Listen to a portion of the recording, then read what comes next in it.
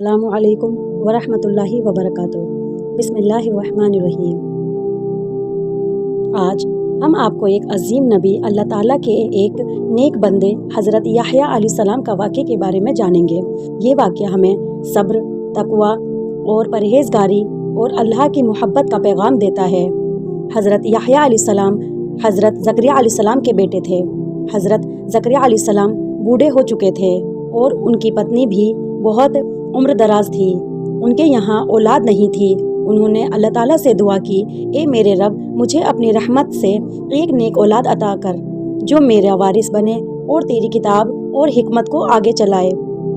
अल्लाह ताला ने उनकी दुआ कबूल कर ली और फरमाया, ए ज़करिया, हम तुम्हें एक बेटे की ख्वाहिश देते हैं जिसका नाम याह्या होगा।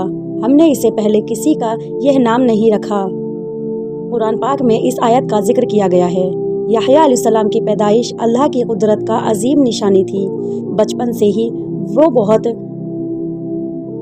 समझदार, मुत्ती और नेक थे। कुरान कहता है, ए याह्या, किताब को मजबूती से थाम लो, और हमने उसे बचपन में ही हिकमत दे दी।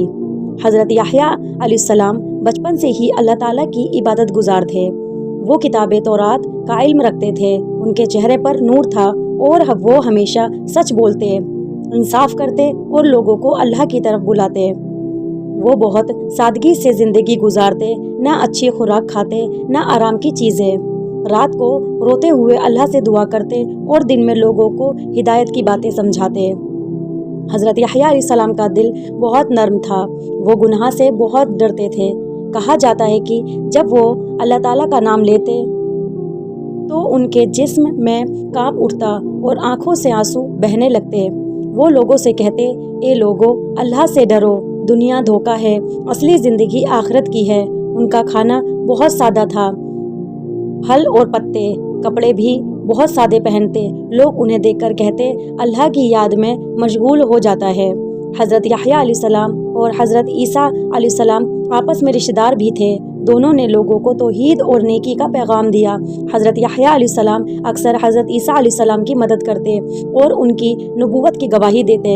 याह्या अलैहिस्सलाम का पैगाम बहुत साफ था, ए लोगो, तौबा करो, अल्लाह की तरफ लौट आओ।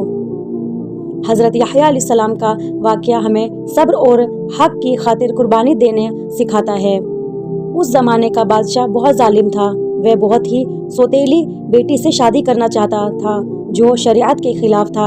हज़रत याह्या अलैहिस्सलाम ने साफ कहा, ये हराम है, अल्लाह ने इसकी इजाज़त नहीं दी है। बादशाह इस बात से बहुत नाराज़ हुआ, लेकिन उसकी बेटी और बीवी ने चाल चली। उन्होंने दरबार में याह्या अलैहिस्सलाम की जान लेने की साजिश रच दी। आखिरकार हज़रत याह्या अलैहिस्सलाम को शहीद कर दिया गया।